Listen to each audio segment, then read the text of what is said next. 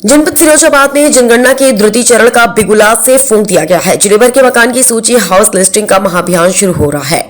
इसके तहत प्रशासनिक रूप से तैनात किए गए प्रगणक हर घर का दरवाजा खटखटा आएंगे। प्रत्येक परिवार से 33 निर्धारित सवाल पूछे जाएंगे, जिनके जवानों को प्रगणक मौके पर ही ऑनलाइन मोबाइल पी पोर्टल के जरिए फीड करेंगे। यह पूरा अभियान आगामी 20 जून तक संचालित किया जाएगा।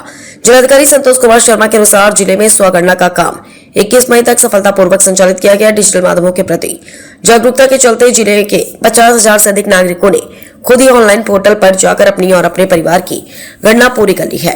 जनगणना को पूरी तरह त्रुटिहीन और पारदर्शी बनाने के लिए जिले में लगभग 5,000 अधिकारी एवं कर्मचारियों के द्वारा कड़ा प्रशासनिक सुरक्षा घेरा तैयार किया गया। पूरे जनपद को 15 चार्ज क्षेत्रों में बांटा गया है। जिले के 8 निकायों में 10 चार्ज अधिकारी तैनात किए गए। नगर निगम का क्षेत्र बड़ा होने के कारण वहां विशेष रूप से 3 जनगणना अधिकारी लगाए गए हैं, जबकि जिले के 5 तहसीलों में वहां के तहसीलदारों को ही चार्ज अधिकारी की कमान सौंपी गई है।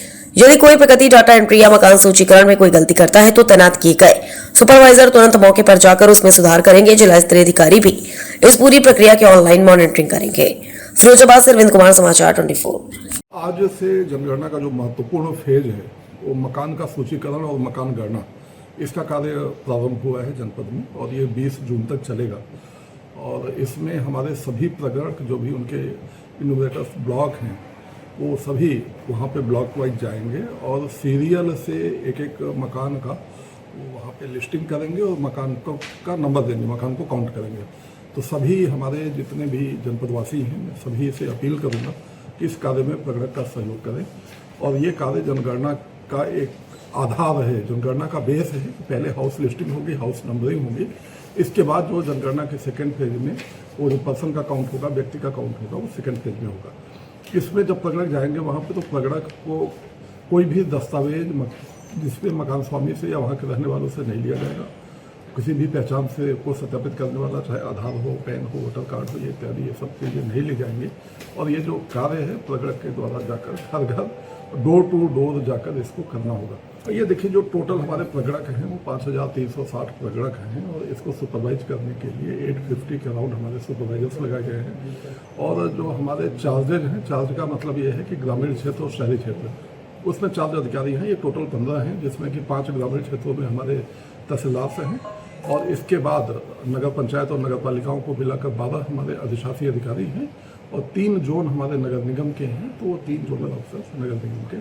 तो ये सारे शहरी और ग्रामीण क्षेत्रों के चार्ज ऑफिसर्स हैं, जिनके नियंत्रण में ये पूरी की पूरी और जिनकी देखरेख में, निगरानी में ये पूरी की पूरी हमारे मकान सूचीकरण और मकान गणना का कार्य होगा। ये 22 मई से स्टार्ट हो रहा है और ये 20 जून तक चलेगा। इसमें कुछ लोगों को गुमराह भी किया जा रहा है, उसके लिए आप क्या संदेश देना चाहेंगे? नहीं, इसमें गुमराह होने की किसी को आवश्यकता नहीं है। जनगणना हमारा राष्ट्रीय कार्य है और सबसे सर्वाधिक महत्वपूर्ण का कार्य है। और इसमें अभी का जो फेज है वो मात्र मकान के सूचीकरण का और मकान को नंबर देने का कार्य है। किसी भी प्रगणक के द्वारा वहाँ पर न कोई दस्तावेज लिया जा रहा है, न ही किसी तरह की पूछताछ अभी की जानी है। तो किसी को भी किसी भी रूप में गुमराह होने की आवश्यकता नहीं है।